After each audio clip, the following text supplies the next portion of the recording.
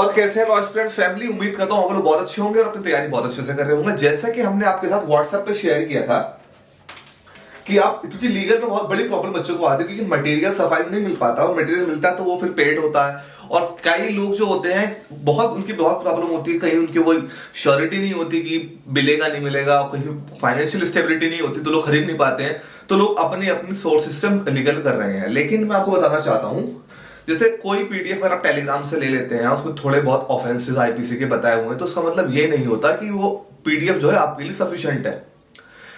आपको कैसे पता लगेगा पीडीएफ सफिशिएंट है या नहीं? तब तक आपको पता ही नहीं लग पाएगा जब तक आपको उसके टॉपिक्स नहीं पता होंगे कि टॉपिक्स कौन कौन से इंपॉर्टेंट है। अगर आपको टॉपिक्स पता होंगे तो आप पीडीएफ में से जरूर देख लेंगे कि इसमें कौन सा टॉपिक दिया हुआ है, कौन सा टॉपिक नहीं दिया हुआ। लेकिन जब आपको टॉपिक ही पता नहीं होगा कि इंपॉर्टेंट है क्या आईपीसी के अंदर लीगल के लिए, एंट्रेंस एग्जामिनेशन के लिए, तो आप नहीं बता पाएंगे पीडीएफ सफिशिएंट है या नहीं।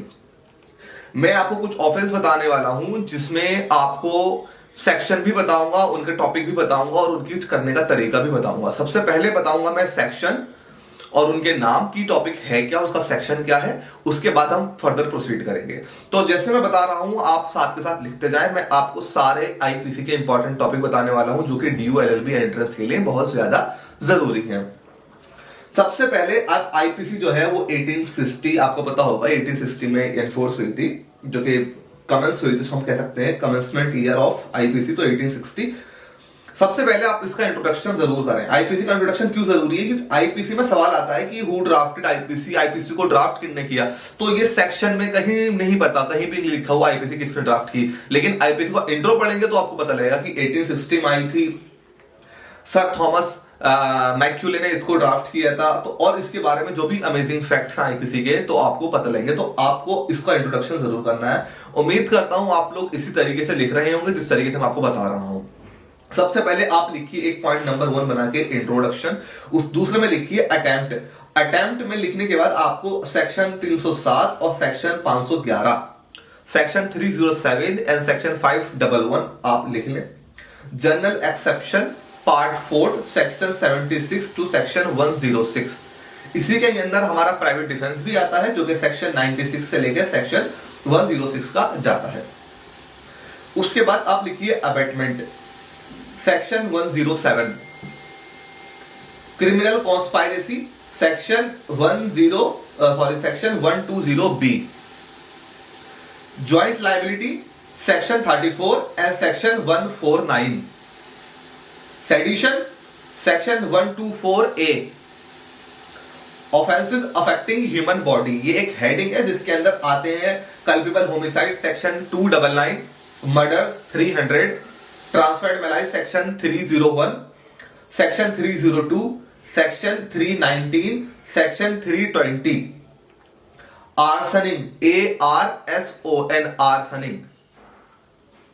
फिर दूसरा है kidnapping and abduction section 359 and section 363, wrongful restraint and wrongful confinement section 339, section 340। In topic के आगे ही इन सेक्शन के नाम लिख लीजिए। इसका करना क्या अभी मैं आपको बताऊंगा।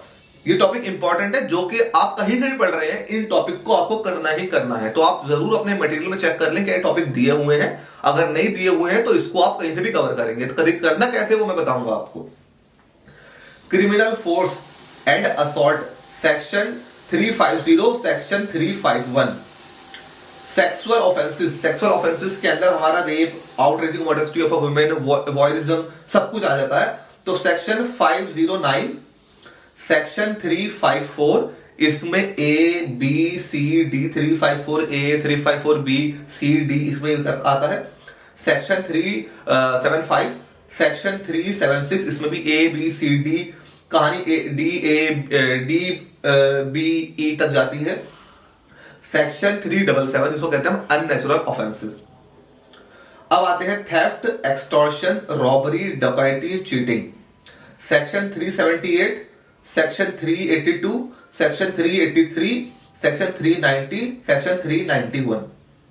अब आते हैं criminal misappropriation section 430, section 403 sorry, section 403, cheating section 415, 416, criminal breach of trust जिसको हम सीबीटी भी कहते हैं section 405, mischief section 425, criminal trespass 441, forgery section 463, bigamy section 494, adultery 497, giving false evidence 191। ये वो टॉपिक है गिविंग फॉल्स एविडेंस जिसमें 2020 के पेपर ने हिला दिया था बच्चों को।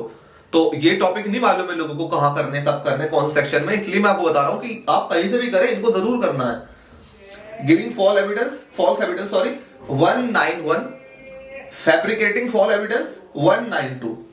ये आपके जो है ये लीगल के आईपीसी के टॉपिक हैं जो आपको कवर करने ही करने हैं आईपीसी के अंदर। अब इसको करना क्या है, मैं डिस्क्रिप्शन में आपको बेयर एक्ट का लिंक दे दूंगा जो कि आपके आईपीसी का होगा। आपको क्या करना है, जो मैंने सेक्शन आपको बताया, आई होप आपने लिख लिए होंगे सेक्शन, उन सेक्शन को उस बेयर एक्ट में सर्च करके, कहीं और नहीं जाना, जो सेक्शन बताए हैं बस उसको ही पढ़ना है, पूरा बेयर एक्ट मत पढ़ लेना, बेवकूफी होगी। जो सेक्शन बताए हैं, इंट्रोडक्शन में मिलेगा नहीं आपको, जो सेक्शन बताए मैंने अटेम्प्ट, जनरल एक्सेप्शंस, तो इन सेक्शंस को पढ़ना बेयर एक्ट से। और उसमें इलस्ट्रेशन दी हुई होती है, इलस्ट्रेशन जिसको हम एग्जाम्पल आपकी भाषा में कह सकते हैं, एग्जाम्पल्स होते हैं, उन एग्जाम्पल्स को ही एग्जामिनर उठा के रीजनिंग में डालता है। तो आपको सेक्शन बेयर एक्ट से पढ़ लेने हैं और उनकी इलस्ट्रेशन जो बताया है सेक्शन खाली वो पढ़ लेनी है, और चाहे तो आप उस सेक्शन उसकी इलस्ट्रेशन को अपनी नोटबुक में लिख भी सकते हैं कि बार बार रिवाइज करने के लिए बेयर एक्ट ना खोलना पड़े, ढूंढना ना पड़े कि फिर ढूंढो पागलों की तरह, ऐसा नहीं करना पड़े। आप जितने ऑफेंसेस मैंने बताया सेक्शन वाइज अपने एक रजिस्टर में लिख लें, ठीक है।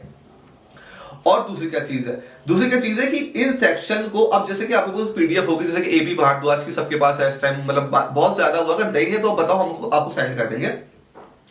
तो उसके अंदर ये टॉपिक्स दिए हुए हैं, तो इन टॉपिक्स को बेयर एक्ट तो आप पढ़ लेंगे एक बार, लेकिन इन टॉपिक्स को किसी बुक से जरूर रेफर करें, क्योंकि सेक्शन दे रखा होता है बेयर एक्ट के अंदर, बेयर एक्ट में सेक्शन दे रखा होगा, लेकिन उसकी एक्सप्लेनेशन आपको किसी बुक से ही देखनी पड़ेगी।